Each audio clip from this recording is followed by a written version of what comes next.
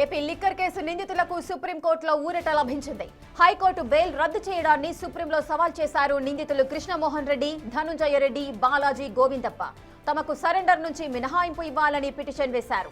ఆ పిటిషన్ను విచారించిన కోర్టు నిందితులకు సరెండర్ నుంచి మినహాయింపు ఇచ్చింది. 10 రోజుల్లో కౌంటర్ దాఖలు చేయాలని సిట్ను ఆదేశించింది. రిజైండర్ దాఖలు చేసేందుకు 5 రోజుల సమయం కోరారు నిందితుల తరఫు లాయర్లు. తదుపరి విచారణను కోర్టు డిసెంబర్ 15కు వాయిదా వేసింది.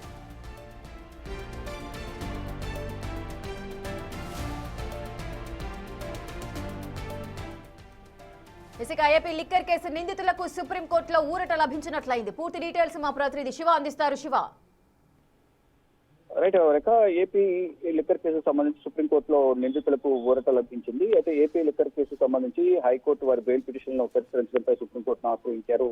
ఆ లిక్కర్ కేసులో నిందితులుగా ఉన్న కృష్ణమోహన్ రెడ్డి, ధనంజయ రెడ్డి, బాలాజీ, గోవిందప్ప. అయితే ఈ రోజు సుప్రీంకోర్టులో సుప్రీం ధర్మాసనం విచారణ జరిపింది. ఇక వారి ముగ్గురికి కూడా సరెండర్ నుంచి నిందితులను మినహాయింపించినట్టు ఎటువంటి అరెస్టు చేయొద్దనేది ప్రధానంగా సుప్రీం ధర్మాసనం తెలియజేసింది. 10 రోజుల్లోగా కౌంటర్ దాఖలు చేయాలంటూ కూడా సిట్ కు సుప్రీం ధర్మాసనం ఆదేశాలు జారీ చేయడంతో ఇటు రిజైండర్ దాఖలు చేసేందుకు 5 రోజులు సమయం కావాలంటూ కూడా నిందితుల తరపు న్యాయవాదులు కోర్టును అనుమతి కోరారు. అయితే తదుపరి విచారణను డిసెంబర్ 15కు వాయిదా వేస్తూ సుప్రీం ధర్మాసనం ఆదేశాలు జారీ చేసింది. ఇక ఇటీవల లిక్కర్ కేసులో హైకోర్టు బెంచ్ బెయిల్ ను వీరికి సంబంధించి రద్దు చేయడంతో దాన్ని సవాల్ చేస్తూ సుప్రీంకోర్టును ఆశ్రయించారు ముగ్గురు నిందితులు. తదుపరి విచారణ అనేది నెక్స్ట్ డిసెంబర్ 15కు వాయిదా వేసింది.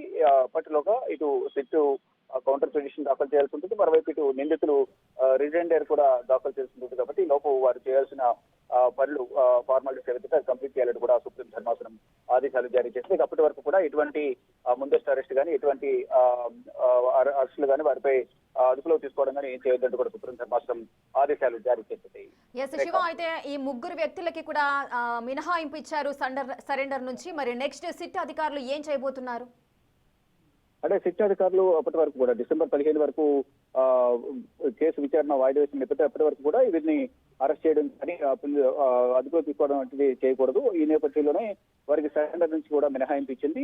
దానికి సంబంధించి కౌంటర్ పిటిషన్ దాఖలు చేయాలంటూ కూడా సిట్ కు సుప్రీం ధర్మాసనం ఆదేశాలు జారీ చేసింది. 10 రోజుల్లోగా కౌంటర్ దాఖలు చేయాలంటూ కూడా ఆదేశాలు జారీ చేసిన నేపథ్యంలో ఎవరైతే నిందితులు ఉన్నారో ముగ్గురు కూడా కృష్ణమోహన్ రెడ్డి కానీ, ధనంజయ రెడ్డి, బాలాజీ, గోవిందప్ప ముగ్గురు కూడా రీజైండర్ దాఖలు చేసేందుకు 5 రోజుల సమయం కావాలంటూ కూడా వారి తరపున న్యాయవాదులు సుప్రీం ధర్మాసనం కోరారు. వారికి 5 రోజుల సమయం ఇచ్చారు. తదుపరి విచారణ డిసెంబర్ 15కు వాయిదా వేసింది.